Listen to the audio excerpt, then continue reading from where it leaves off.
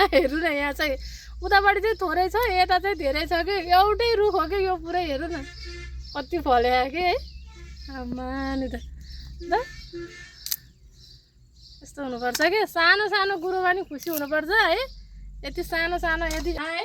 नमस्ते, आज चाहिँ म आफ्नो बारीमा एउटा रुखमा करेला कति फलेको छ टिप्न जाँदैछु है। भाँडो ल्याएर हेर्नु, बारी चाहिँ उता छ कि त्यही हो, करेला हो। एउटा रुख छ कि, यता चाहिँ थोरै छ, उतापट्टि चाहिँ धेरै छ कि।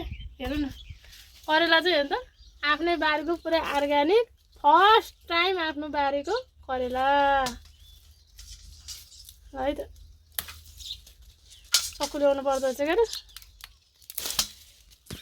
न यहाँ चाहिँ ठुलो बनाएर टिप्ने भन्दा पाकेछ कि यहाँ चाहिँ। हेर्नु न पाकेर नि बिग्रेछ कि जस्तो लाग्यो। यो चाहिँ पाकेर नि रुखै बिग्रिएछ कि। हेर्नु न आमा त एउटै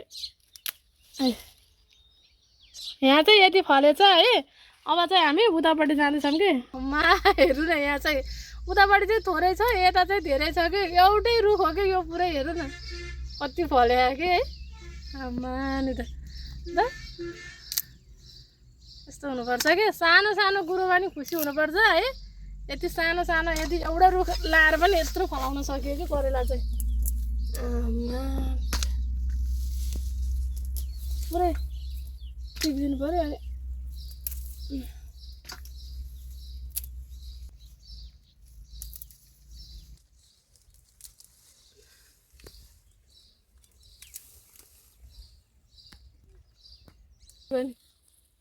टिकी हेर्नु त,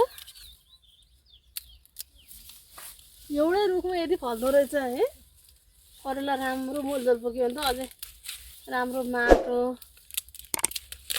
भइरहेको त कति फल्थ्यो होला त। हेर्नु त एउटा रुखमा कति फल्दो रहेछ, कति फलेको छ। हेर्नु न कति टिपेर खाइयो है। ले हेर्नु त, अझै एउटा रुखमा अझै टन्नै फलिरहेको के, टन्नै फलिरह। हेर्नु एउटै रुखमा यति धेरै करेला टिपेर आयो क्या मैले चाहिँ। हेर्नु न वाह आयो के आयो भन्दा एउटा रुखको करेला यति धेरै आयो। हेर्नु न आमामा कति टिपेर खाइसक्यो। अझै रुखमा कति छ, यत्रो टिप्यो कि आज। हेर्नु न कति करेला फलेको एउटा रुखमा त, कत्रो छ भाँडो।